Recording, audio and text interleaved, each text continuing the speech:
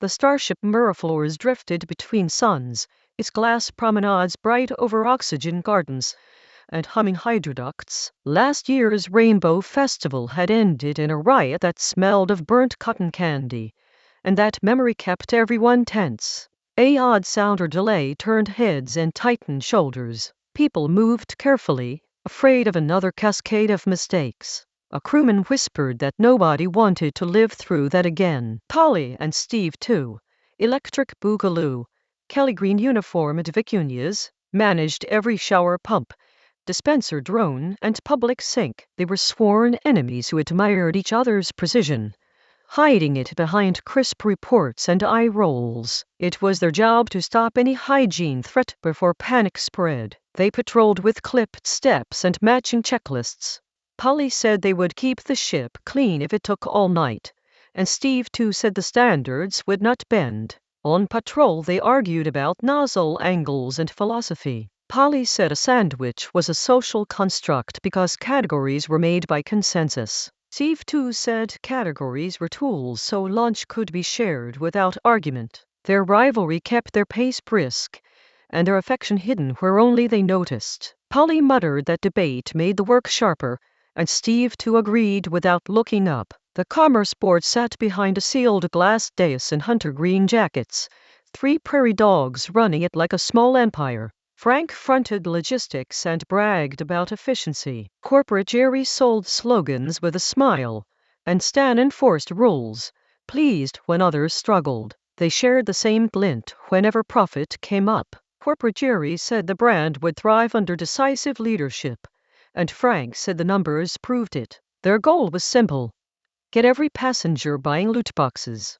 After the riot, they had learned fear and scarcity made people pay for promises. They planned to manufacture both and told themselves it was smart management. They pictured profits while polishing their jackets. Frank said urgency drove engagement, and Corporate Jerry said scarcity converted feelings into sales. Their scheme ordered dispenser drones to swap true shampoo with ranch dressing in matching cartridges. Showers would blast white goo that looked right until it hit hair. Then they would sell hygiene loot boxes with a gamble of mini shampoo, a comb, a glittery sticker, or nothing much at all. They congratulated themselves on the mechanics. Corporate Jerry said the surprise was the product, and Stan said compliance would keep complaints quiet. The morning shift slid out of showers smelling like picnic leftovers, and corridors turned slick. Corporate Jerry found Polly and Steve too mid-scramble and said they were out of their depth. He promised premium solutions while a passerby slipped a flyer for a plant swap,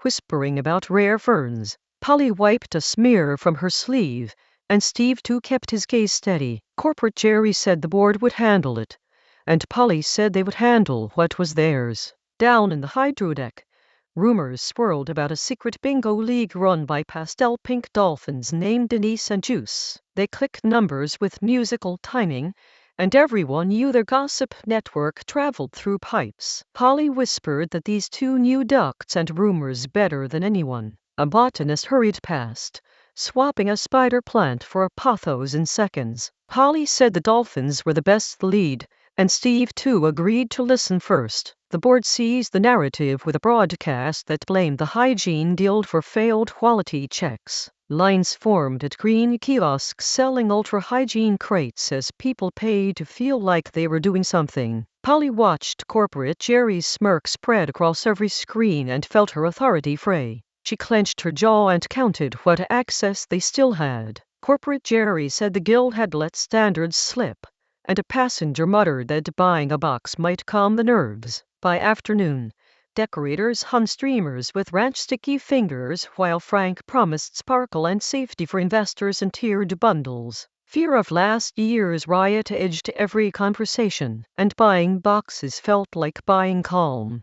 Steve too noticed a wall tagged with a small bingo dolphin icon, proof the league listened. Polly filed that clue away. Frank said premium tiers guaranteed flawless showers, and Steve too said the dolphins were watching. Quick interlude. This investigation continues, but support keeps it going. The crew asked viewers to help the channel grow so more stories like this could be told. Like, Subscribe and comment the word slop to boost the signal. Polly said small gestures add up, and Steve too said every clean click counts. Polly and Steve too slipped to the drone bay to swap cartridges back before the board tightened things. They cracked a hatch, but Frank and Stan were already inside doing inventory. Frank said their curiosity would earn a compliance course, and Stan rolled a drone to herd them out. They left with a bruised shoulder and a pilfered maintenance schedule that looked too clean. Polly said the schedule felt like a cover, and Steve too said they needed allies. The fallout hit fast. Corporate Jerry issued a formal reprimand, cut the guild's dispenser permissions, and called their ambition endearing but unprofessional. Polly and Steve too argued in a corridor until words felt like sand. Their secret admiration only made the sting worse. Corporate Jerry said the board would restore order, and Polly said order without hygiene was a lie. They went to the Dolphins bingo that evening, because desperation respected rumors. Denise made them buy cards and sit, saying respect started with listening.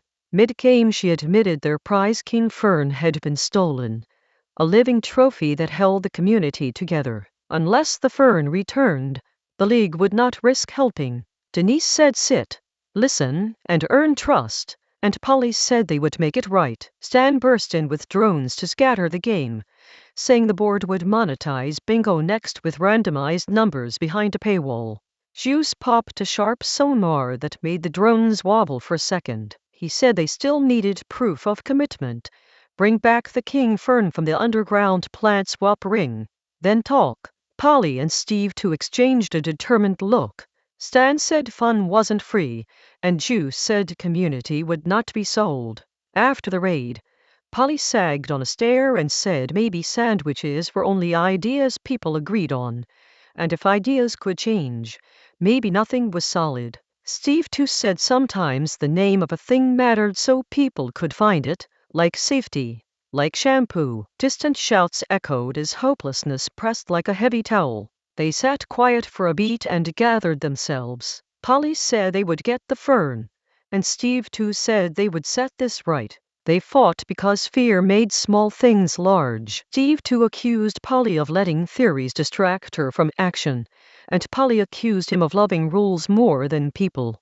A neighbor shuffled by with a vine tucked into a baguette sleeve, pretending it was lunch, and the absurdity cracked both their frowns. A short laugh stitched them back together. Polly said she would act, and Steve too said he would listen better.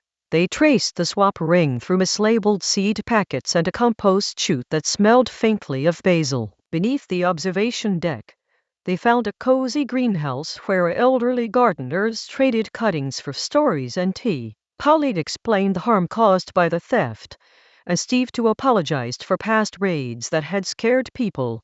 The gardeners fetched the king fern from a locked shelf, and Denise and Juice pledged help, showing how echolocation mapped pipelines and how an ultrasonic tone scrambled drone gyros without harm. Polly thanked them, and Denise said kindness carried far in the ducts. On a bright promenade, a human Italian pizza chef tossed dough high, flour drifting like tiny stars past the windowed bulkhead. Denise explained she had pinged the board's training archives and found a compliance module that installed a reflex. When someone said nap time, prairie dog executives were conditioned to stop and rest. Juice said they had tested it when a clerk nodded off at the phrase near a storage hatch. Denise said the switch was precise, and Steve too said it was the lever they needed. They assembled a plan and spoke it aloud so each step made sense. Denise and Juice would map ranch reservoirs and routes to the board's chamber, while the plant swap ring strung vine triplines and shared soothing aloe.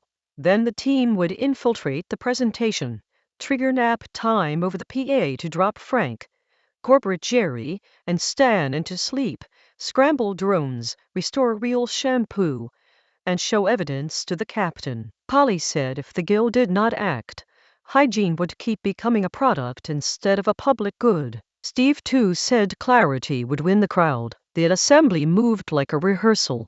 Gardeners tucked decoy planters to high tools. The dolphins swam sleek in hydroducts towing cables, and Polly and Steve too coordinated checklists with steady voices. They tested the scrambler on a patrol drone in the herb garden and laughed when it spun gently into mint.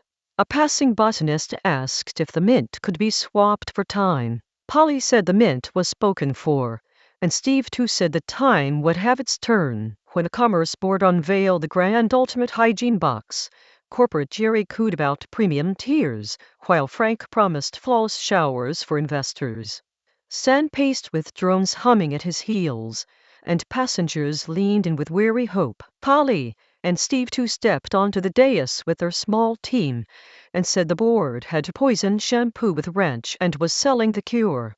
Murmurs spread like ripples. Polly said the scam stopped now, and Steve too said the evidence was ready. Jerry barked to flood the room with ad music, and screens blasted jingles. Steve too tried to shout nap time, but speakers swallowed his voice as drones pressed the crowd back. Polly hesitated, the old argument about names and meaning flashing through her thoughts. Doubt bent her posture for a breath. Jerry said branding would drown noise, and Steve too said he needed a clear channel. Juice pulsed the jammer and cut the ads like snipping a wire, and the chamber dropped to a taut hush. Polly grabbed the PA, met Steve two eyes, and said nap time with clear, even syllables. Frank, corporate Jerry, and Stan sagged in place, snoring into their own presentation as the crowd burst into startled laughter. Gardeners cast vines like nets to tangle drones, and Denise pinged a pattern that sent the rest wobbling into safe landings. Steve too said timing was everything, and Polly said names sometimes mattered after all. With the executives sleeping among branded scarves, Steve too used a confiscated keycard to open supply logs. Polly and the dolphins flushed ranch from the main lines and rebooted dispensers. Screens flipped from ads to footage of cartridge swaps and balance sheets, and the captain's voice ordered the board relieved of duty. Security cuffed the prairie dogs, who woke grumpy and powerless, and marched them to a holding cell. The captain said charges would be full and fair, and Polly said the ship would breathe easier now. Fresh citrus-scented shampoo hissed from nozzles again, and a cheer rolled down the decks. Passengers scrubbed away the picnic smell as festival lanterns rose steady and calm. The memory of last year's riots softened under laughter. The air felt lighter as people rinsed clean. A child said it smelled like safety now, and a vendor said the lanterns would stay steady tonight. The plant swap ring organized themselves. They registered as the Community Botany Circle, started a ledger, and returned wandering plants, including a lemon tree that had somehow lived 3 weeks in the brig. They gave Polly a humble spider plant in thanks. She used its pot to prop open a vent during the final airflow purge, speeding the last whiff of ranch to space.